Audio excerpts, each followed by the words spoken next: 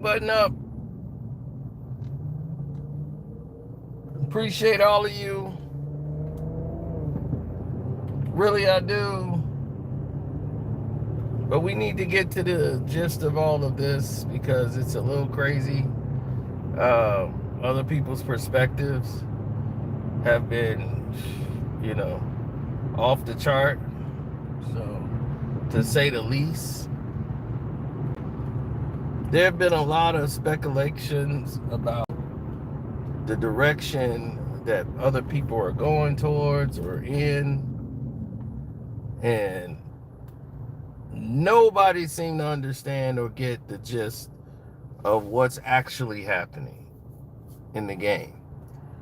Now, when you start talking about the very best there is in the business, you start seeing people go off the rails. You see people put up their own projections, and they do these interviews with these podcasters, and it just, for some reason, go in a direction that makes no sense to the actual human brain. And when we come to the realization to say, well, what's going on here and what's actually happening in the situation, we get the runaround. And that's all we seem to get. So, on that playing field, we have a disaster or willing to happen or waiting to happen.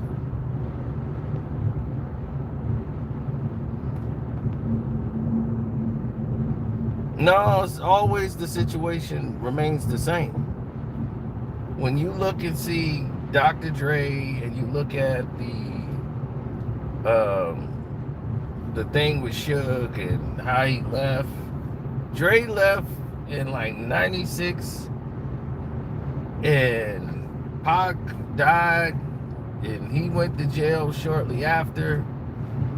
Jermaine Dupri and Suge both tell these stories, and both stories are so edited you don't really get the whole truth. Even Bow Wow was involved in all of this.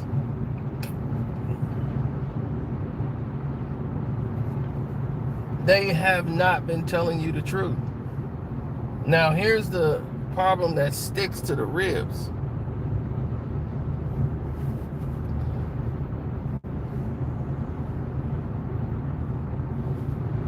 Now, well, thank you, appreciate you. But here's the problem that's sticking to the ribs that people are very confused about. When you start seeing things of that nature happen, why no one was saying anything about it? That's what made it crazy for me, that I didn't even understand.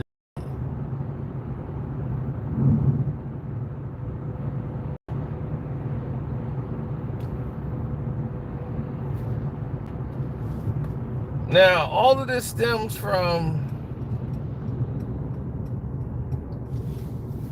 Dr. Dre and what Dre was doing.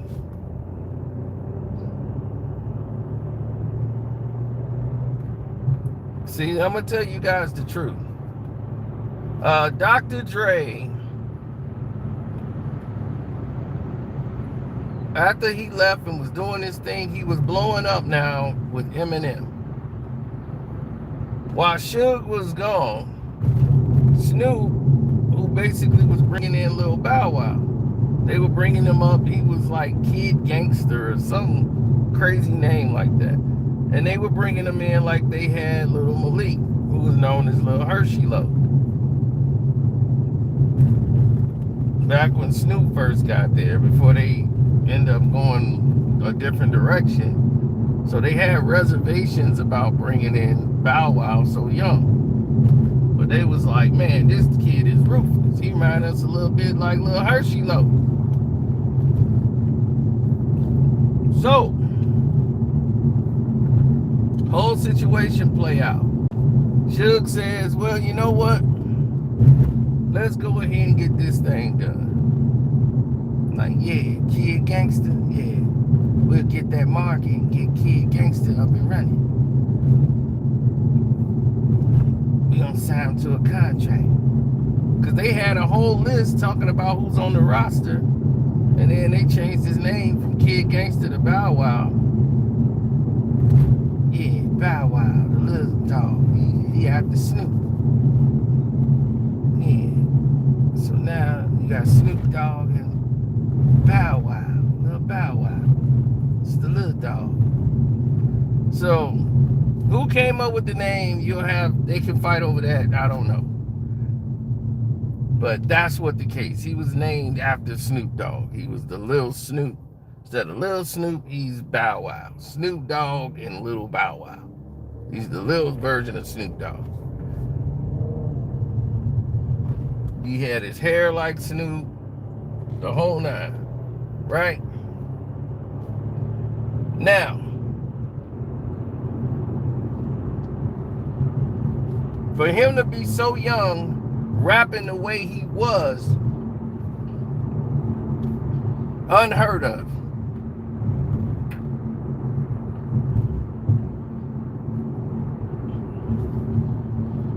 Suge goes to jail. He's trying to run everything from jail. Snoop isn't happy with the direction he's going. And basically was like, he's not going to bring anybody into death row because he thought he was going to have Doggy Style Records.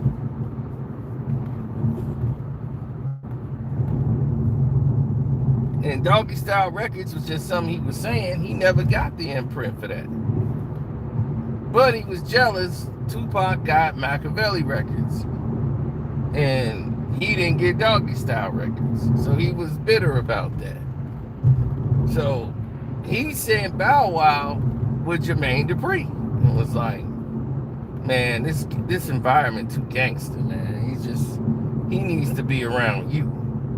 Yeah, he needs to be with you. So yeah, you should go sign with Jermaine. So he told him, like, that's who you need to go sign with. So Snoop said, look, you got him.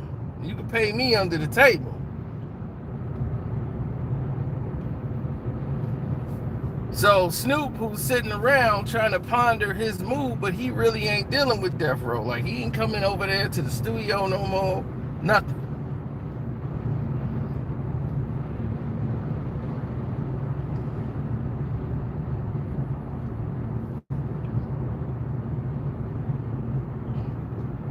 So Jermaine Dupri signs Bow Wow. And him and Bow Wow out doing things. Suge is in jail, pissed off. So by the time Suge come home, he looking for Jermaine Dupri. Like, we got something to discuss. Me and you got something to discuss. You owe me some paper, homie. We marketed and promoted that artist. He death row. So an argument ensued over this, but Jermaine Dupri was in a position where he was not able to negotiate. And then they was asking him about Dre. How you feel about Dre? How you feel about what Dre doing? I think it's some bullshit. Him and the white boy. Yep. So they did an interview in like the Source magazine or something. He was like, you the one that's number one. You should let them know that. So when he did the interview, he was like, I'm better than Timbaland, Drake, and Suge think, he been talking about Timbaland being gay. Him and that other gay producer. And then they got Mailman and all them others, just all of them gay. So I think, you should set yourself apart so they don't put you in that group. You the number one guy. You think that's something you could do? You can handle that. So he was like, I handle that. It's like, all right. Next thing you know, the interview come out. Jermaine Dupri going at Dr. Dre, talking about how he the best guy. He feel like no disrespect to them. He just feel he better than them. He on a different level. And Dr. Dre can't do what he do and all this stuff. So here comes Exhibit, Eminem, everybody's coming at JD. So JD started coming back. He's got Suge backing and all of his good now. Suge loving it. And then Jermaine put out a diss song going after them, dissing Eminem.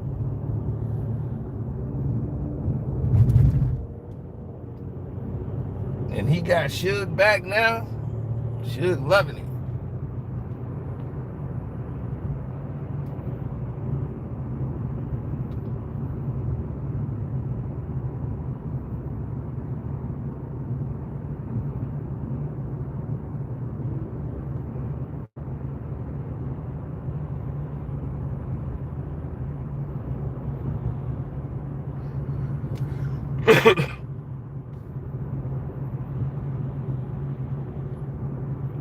Well, Jermaine Dupri thought because he got what's his name backing Suge, that should be enough weight.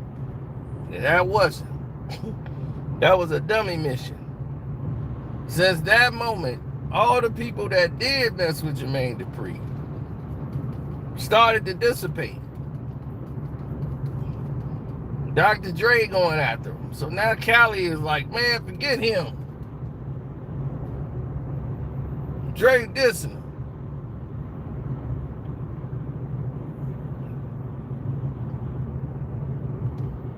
So straight like that, he got written off.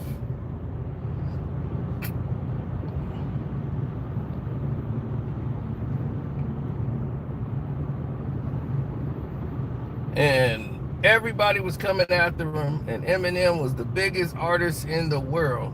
And once you go after Eminem on a record, now you done pissed off Jimmy Iovine. And this is exactly what Suge wanted to happen. And now he got Jermaine Dupri in a compromising position. To where Jermaine got, man, they coming out my head. You supposed to be holding it down in Cali. They talking about not playing my song in the club. He was, don't worry about it. See, all you did was expose the truth. Now the road got your protection. So you come over here and we gonna joint produce an album. Joint produce an album? I don't need a joint production. So all of this was so he could do a joint, get him in a compromising position so he could do a joint release with Death Row and So Def. He didn't need to do that. Like, I don't need to do that. What would be the point of me going in that direction? I don't need that.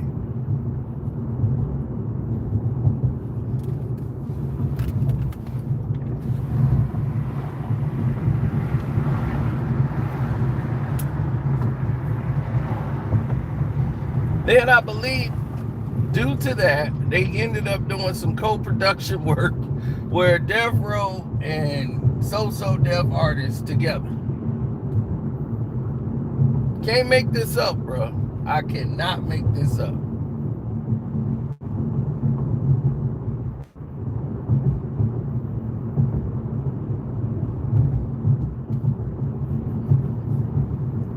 So you gotta understand that these guys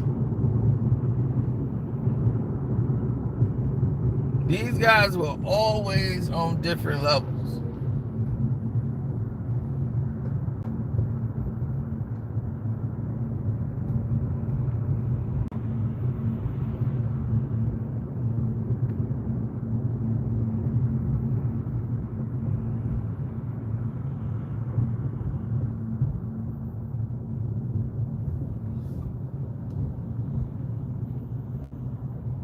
So they had to cut a deal to do some cross production work so that some money could be dividend that way to try to make up for all of the stuff that was going on. But at this point, Aftermath Records became way too powerful. Suge has become, his power is waning. It's getting weaker and weaker as far as industry power. But intimidation stuff he can do. But once he got on that train, or that skiing the Alps, he started to change. He became more erratic. Decision making wasn't the best. Things that used to get handled wasn't getting handled.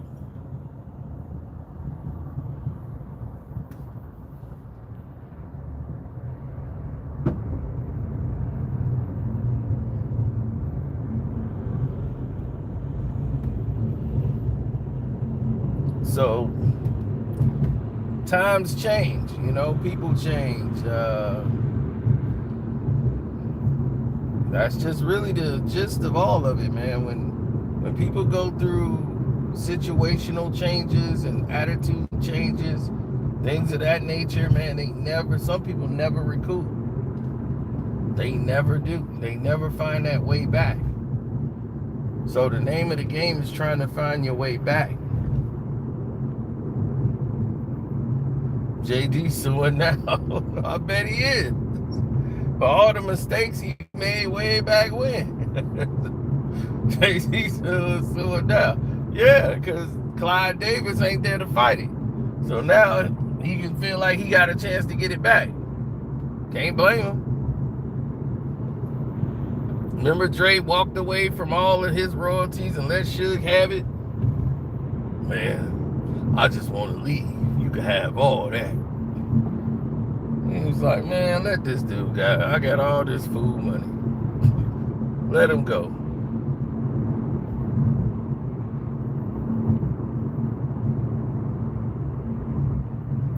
It's like, so what you gonna call this garbage out? Aftermath. Like, whatever.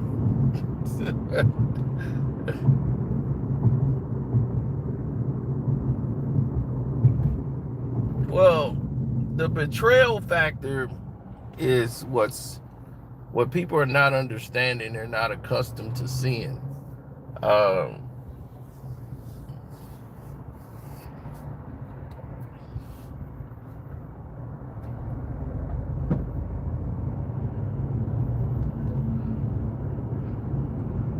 It just shows you that if you do things by intimidation, it'll hurt you in the long run.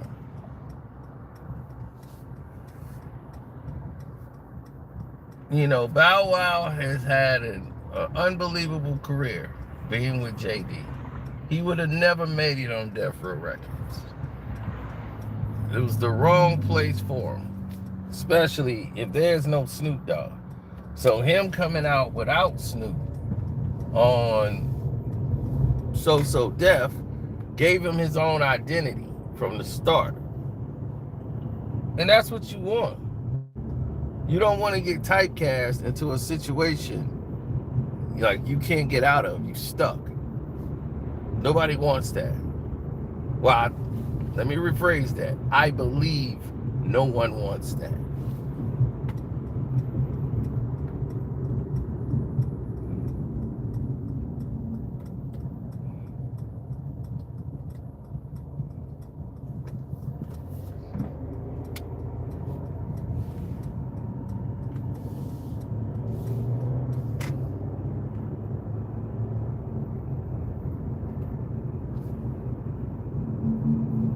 Well, that's because he's talented. When you're talented, you could do those type of things.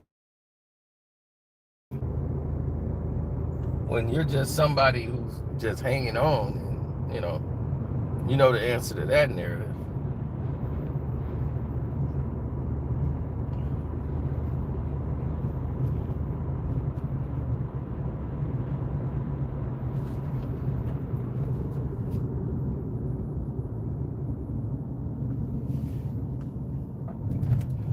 If Jermaine Dupri would have done what I said from the very beginning, then they would have had no problems. None whatsoever. But because he chose to follow a different path, this direction led them to nothing but disdain, all the way through and through.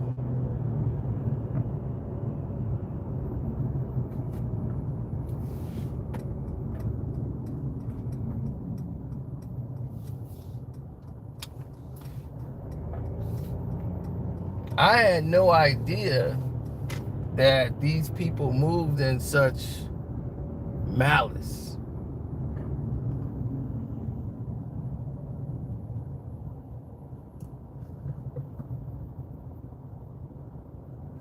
I had no idea they did that. That was a shock to me. I would have never thought they would move like that. But, you know, you never know with some people, man.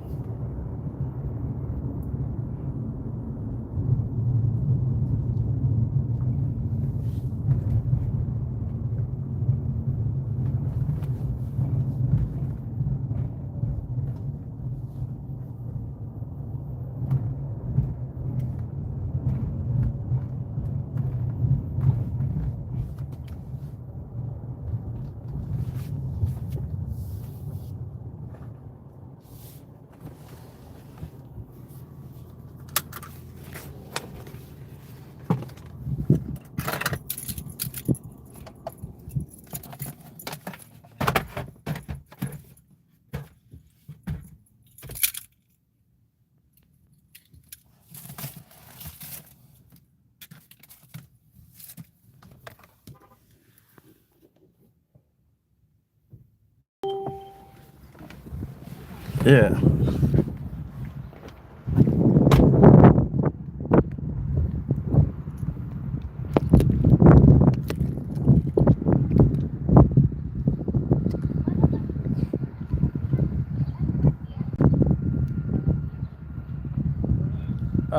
Did he slap JD? I don't know. I don't believe he slapped him. But if he did, he did. But a lot of people are not telling the truth.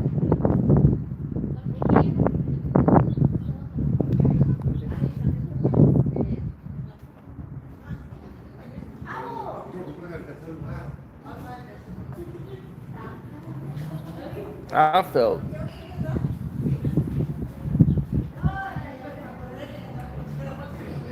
no, they should have did that a little different. Because if they did, then it would have been a whole different picture. They chose to go about it the wrong way.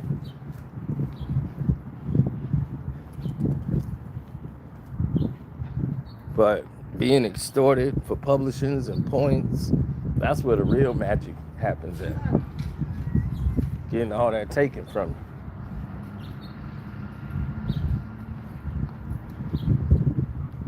They had it and blew it. All the money was on the table, and they blew it.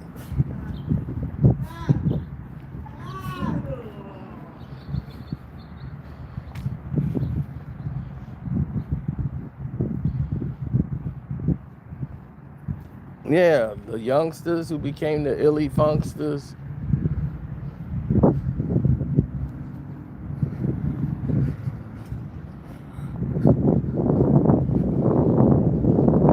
Yeah. And that's when Illegal came out and was warring with them. I remember them.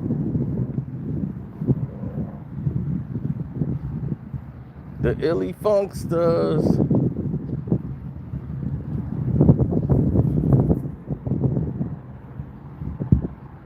This whole place is for lease. This whole space right here. This whole section. Anybody want to lease it? Oh, there you go. All this open space. It'd be a waste of money, but go ahead. See what you can come up with.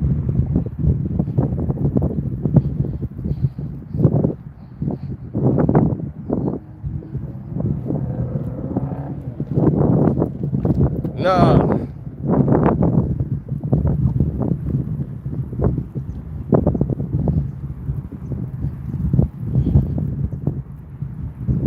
Well, the mayor is talking about doing something here, but they putting all this money into this project, thinking it's gonna build up the town, bring in new money, and just do stuff. It's whatever. I've been abandoned this project because it's all talk right now.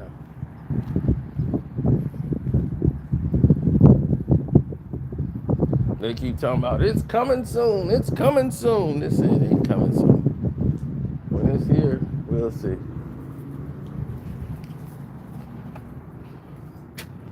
Okay, here we go. See? They just service of termination. Electric service. Non-payment. Comment. They didn't cut the power and everything from this place. This project is dead.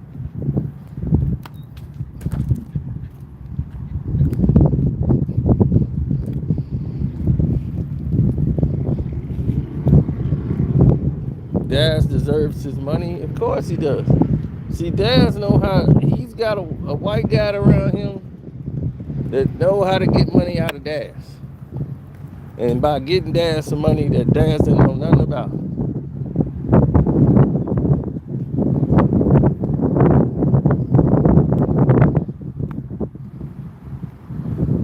So what they gonna do? Keep pushing the same old narrative.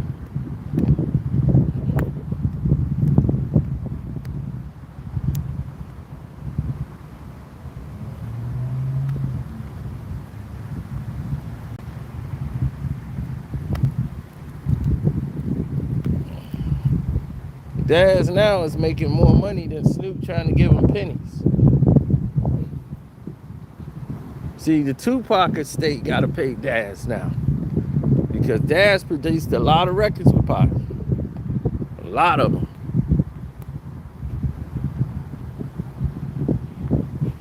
And these are the ones that's published. That's why they kept remaking all those records that Pac had with Death Row. And we liked the original versions before they went and screwed it all up.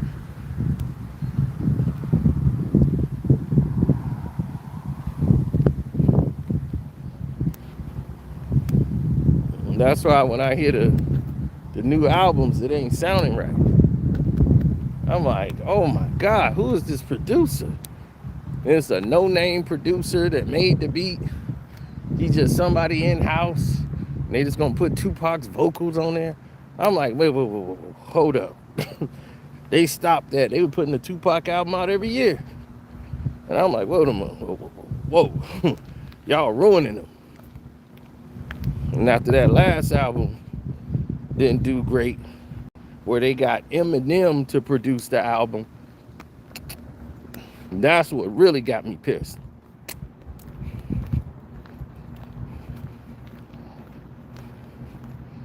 The record company convinced her to let Eminem be the lead in production and produce Loyal to the Game, that last Tupac album. I was done. That did it right there.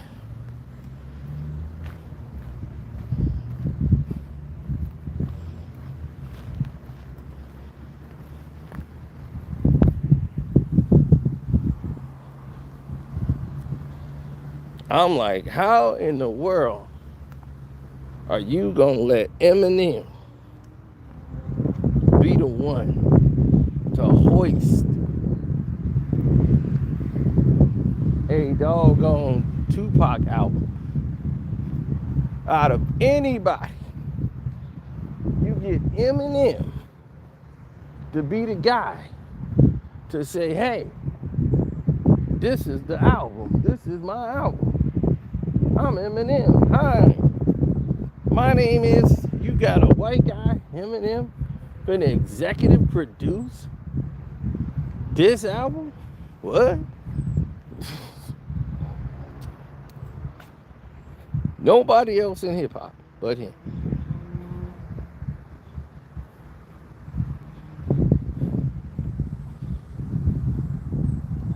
Why was Eminem able to get a song with Biggie and Tupac?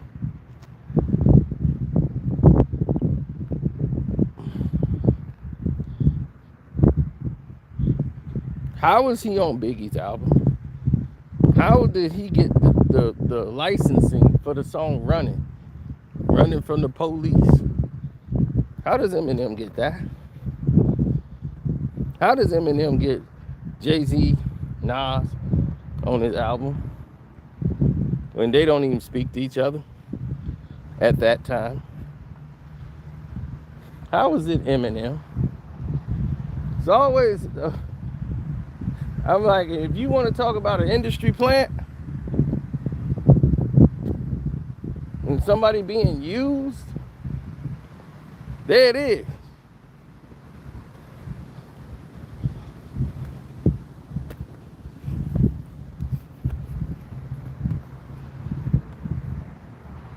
So the story they keep telling don't make any sense. Like, they're dancing around it. I guess they gotta do interviews. But my gosh, was that even necessary? They just dancing around it, saying some of the craziest stuff in the world. None of it makes sense.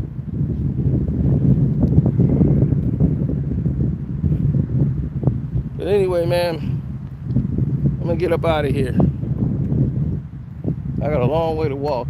I did all this walking and can't even go this way because they building a Target. They didn't cut the damn place off.